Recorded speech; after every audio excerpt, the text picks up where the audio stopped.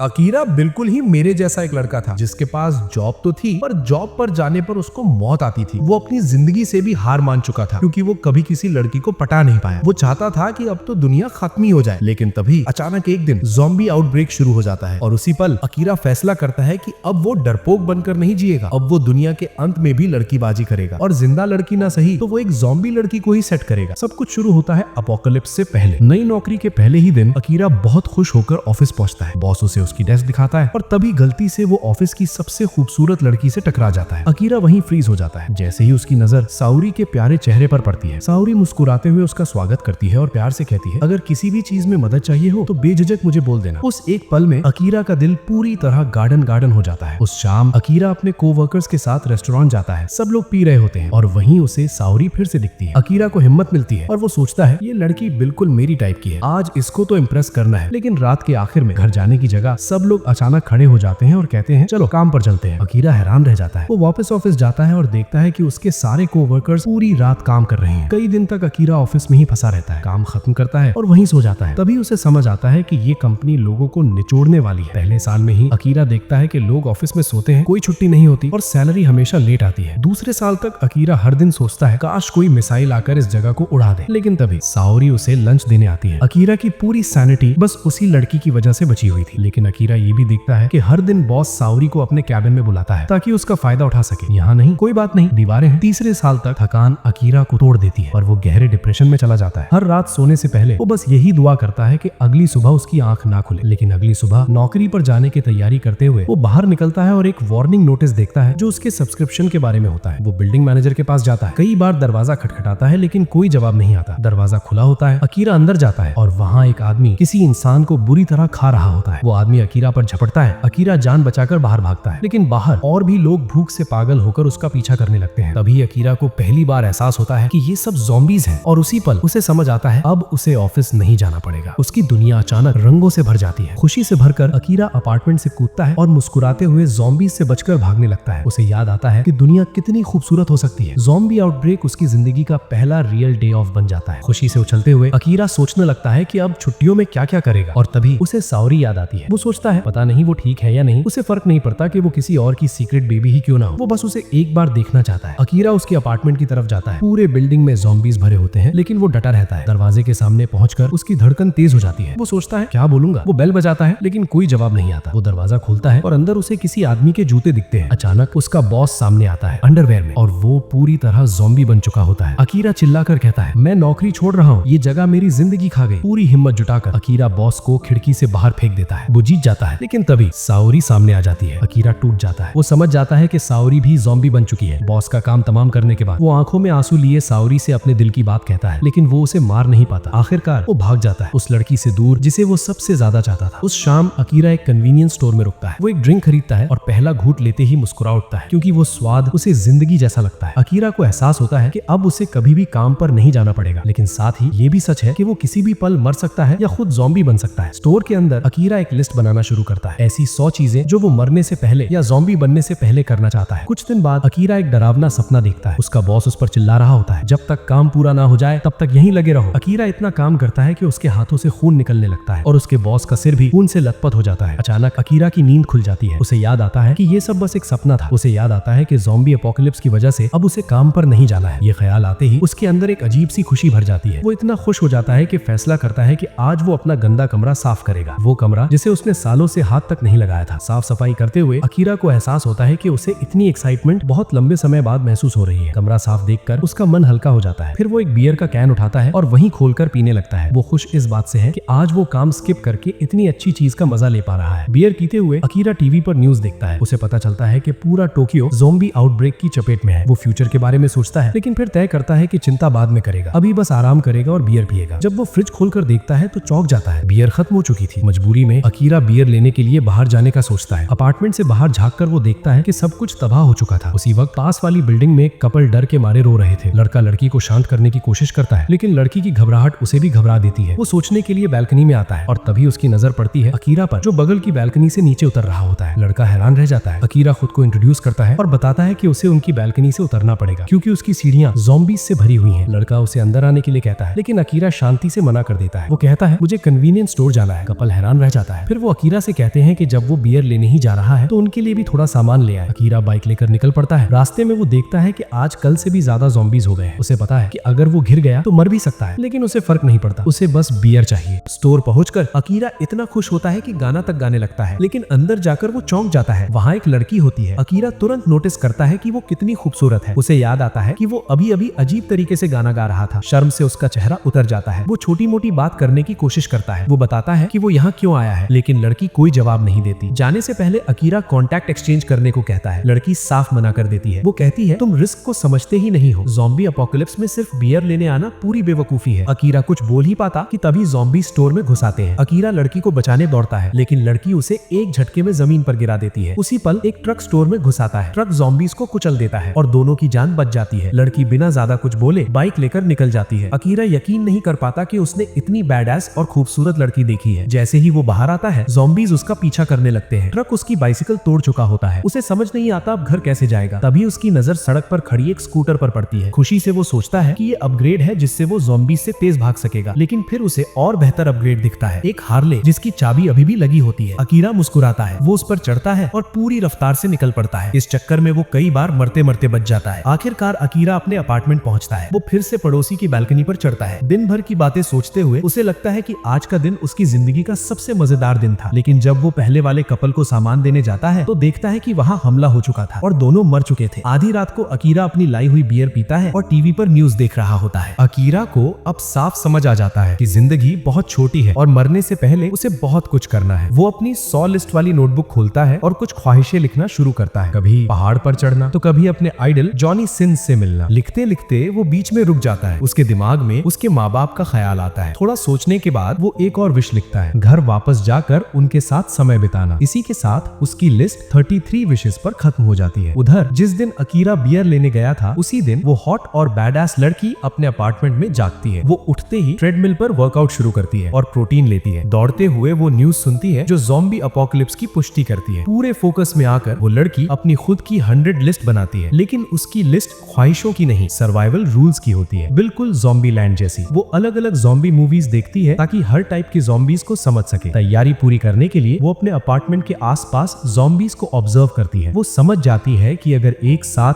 कई टाइप के ज़ॉम्बीज सामने आ गए तो उसके बचने के चांसेस बहुत कम हो जाते हैं। रिसोर्सेज जुटाने के लिए वो बाइक लेकर कन्वीनियंस स्टोर जाती है। वो कैमरा सेट करती है ताकि आसपास के ज़ॉम्बीज पर नजर रख सके। सामान उठाते वक्त उसकी नजर एक स्वीट सकुरा मोची पर पड़ती है। वो लगभग उसे उठा ही लेती है, लेकिन रुक जाती है। उसे अपना रूल याद आता है, ज्यादा शुगर नहीं। तभी उसके सेंसर्स अलर्ट देते हैं, कोई और पास ही में होता है। वो जांच करती है और हैरान रह जाती है। वहाँ एक और सर्वाइवर होता है, अकीरा। जब अकीरा स्टोर में आता है वो शांत रहती है और उसका रिएक्शन देखती है। जल्द ही उसे समझ आ जाता है कि अकीरा खतरनाक नहीं है, लेकिन ये देखकर उसे निराशा होती है कि वो सर्वाइवल सामान छोड़कर सिर्फ बियर उठा रहा है। कुछ ही देर में अकीरा की वजह से ज़ॉम्बीज स्टोर के बाहर जमा हो जाते हैं। जैसे ही अकीरा उसकी तरफ बढ़ता है ज़ॉम्बीज अंदर घुस आते हैं। अकीरा उसे बचाने की कोशिश करता है, लेकिन वो फुर्ती से अकीरा को जमीन पर गिरा देती है। उसी पल जैसा प्लान था, एक ट्रक स्टोर में घुसता है और कई ज़ॉम्बीज को कुचल देता है। वो लड़की स्टोर से निकल जाती है। उसे यकीन नहीं होता कि अकीरा जैसा लापरवाह इंसान अब तक जिंदा कैसे है, लेकिन वो राहत महसूस करती है। जान भी बच गई और सामान भी। बाद में वो कैमरा फुटेज देखती है ज़ॉम्बीज के बिहेवियर को एनालाइज करने के लिए। तभी उसे अकीरा की रिकॉर्डिंग मिलती है। वो देखती है अकीरा अपोकलिप्स के बीच बियर पीते हुए मुस्कुरा रहा है। ये नजारा उसे चौंका देता है और उसे अफसोस होता है कि काश उसने भी वो सकुरा मूची उठा ली हो। शायद थोड़ी देर के लिए वो भी जिंदगी को अकीरा की तरह जी लेती। उधर शिंजुकू के नाइट मार्केट में एक होस्ट क्लब के अंदर उनका नंबर 1 होस्ट शो और उसके को-वर्कर्स एक रोती हुई लड़की को शांत करने की कोशिश कर रहे होते हैं। लड़की अपने माँ बाप को खो चुकी होती है। शो उसे ट्रीट्स देता है ताकि उसका मन हल्का हो, लेकिन वो रोना बंद नहीं करती। तभी शो का एक दोस्त आता है और बताता है कि ज़ॉम्बीज चारों तरफ है। शो शांति से लड़की से कहता है कि उसे अभी जाना होगा, लेकिन लड़की बुरी तरह कांपने लगती है। ये देखकर शो वादा करता है, मैं वापस आऊंगा। ये सुनकर लड़की थोड़ा शांत हो जाती है। फिर शो और उसके दोस्त हथियार और मोलोटॉव्स उठाते हैं और ज़ॉम्बीज से लड़ने की तैयारी करते हैं। ज़ॉम्बी होड़ पास आता है। लड़ाई के दौरान उनमें से एक घायल हो जाता है और इन्फेक्टेड भी। उसी वक्त अकीरा अपनी मोटरसाइकिल पर शिंजुकू में एंट्री करता है। वो देखता है कि पूरा शहर ज़ॉम्बीज से भरा हुआ है, लेकिन वो रुकता नहीं क्योंकि वो अपने बेस्ट फ्रेंड केंचो को ढूंढ रहा होता है। कुछ घंटे पहले अकीरा जागता है और नोटिस करता है कि उसकी दाढ़ी उगने लगी है। जॉब छोड़ने के बाद वो कुछ नया करना चाहता है अपनी बकेट लिस्ट के लिए। वो इंस्पिरेशन ढूंढता है कि दाढ़ी रखे या नहीं। मजाक में वो अपने चेहरे पर फेक बियर्ड बना लेता है। फिर सोचकर वो आइडिया डिलीट कर देता है। है और क्लीन शेवन ही रख लेता है। तभी उसका फोन पिंग करता है। फ्रेंड रिक्वेस्ट का नोटिफिकेशन होता है। अकीरा खुशी से ऐप खोलता है देखने के लिए कि कौन कौन ऑनलाइन है। कई घंटे इंतजार करता है लेकिन बोरियत छा जाती है क्योंकि ज्यादा सर्वाइवर्स बचे ही नहीं हैं। अचानक उसे केंचो याद आता है। अकीरा को पूरा यकीन है कि उसका पुराना बेस्ट फ्रेंड केंचो अब भी जिंदा है। उसे केंचो की ताकत पर भरोसा है, उसके जज्बे पर भरोसा है। उधर एक क्लब के अंदर केंचो हॉलवे में झांकता है। वो देखता है कि पूरा रास्ता ज़ॉम्बीज से भरा हुआ है। प्यास से बेहाल वो अपनी आखिरी पानी की बोतल पी जाता है। उसे कई दिनों से कुछ खाया नहीं है, लेकिन जो बात उसे सबसे ज्यादा परेशान करती है वो ये है कि जिस लड़की को वो कमरे में लाया था वो अब इन्फेक्टेड हो चुकी है और ज़ॉम्बी बन चुकी है। किस्मत से केंचो को हैंडकफ्स का शौक है और उसी वजह से वो लड़की बंधी हुई है, हिल भी नहीं पा रही। भूख और थकान से टूटे केंचो को अचानक अकीरा याद आता है। वही अकीरा जो उसके बेकार जोक्स पर भी खुलकर हंसता था। तभी अचानक उसका फोन बजता है। वो उठाता है और आवाज सुनते ही सन्न रह जाता है। अकीरा जिंदा है और बिल्कुल ठीक है। अकीरा आराम से बात करता है। केंचो से कहता है हिम्मत रख, सब ठीक हो जाएगा। वो इतनी शांति से बोलता है कि केंचो हैरान रह जाता है। केंचो बताता है कि वो शिंजूकू में फंसा हुआ है, चारों तरफ ज़ॉम्बीज हैं और कोई उसे बचाने नहीं आ सकता। लेकिन अकीरा को फर्क नहीं पड़ता। वो सीधा कहता है एड्रेस भेज दे और केंचो कुछ बोले उससे पहले ही वो कॉल काट देता है। शिंजूकू की तरफ जाते हुए अकीरा को केंचो के साथ पुराने दिन याद आते हैं। कॉलेज में केंचो काफी पॉपुलर था, लेकिन इससे उनकी दोस्ती कभी कम नहीं हुई। सालों बाद केंचो एक सक्सेसफुल एस्टेट एजेंट बन गया और अकीरा अपनी जान मारने वाली नौकरी में फंसा रहा। एक रीयूनियन डिनर में केंचो अपनी पर्सनल लाइफ की बढ़ चढ़कर बातें करता है। अकीरा को बुरा लगता है। केंचो उसे नौकरी छोड़ने की सलाह देता है, लेकिन अकीरा गुस्से में उसे दिखावा करने का ताना मार देता है। यहीं से उनकी दोस्ती में दरार आ जाती है। आज अकीरा को अफसोस होता है। उसे लगता है कि उसने सालों एक नफरत वाली नौकरी में बर्बाद कर दी और अब केंचो को बचाना उसके लिए पुराने मजेदार दिनों को फिर से जीने का मौका है। उधर शिंजूकू में शो आखिरी सर्वाइवर बचा होता है। वो अपनी किस्मत स्वीकार कर लेता है। वो सोचता है इतना सब करने के बाद अगर यही मरना है तो ये भी एक इज्जत वाली मौत होगी। एक ज़ॉम्बी उस पर झपटता है। तभी अचानक एक कार हॉर्न जोर से बजता है। सारे ज़ॉम्बीज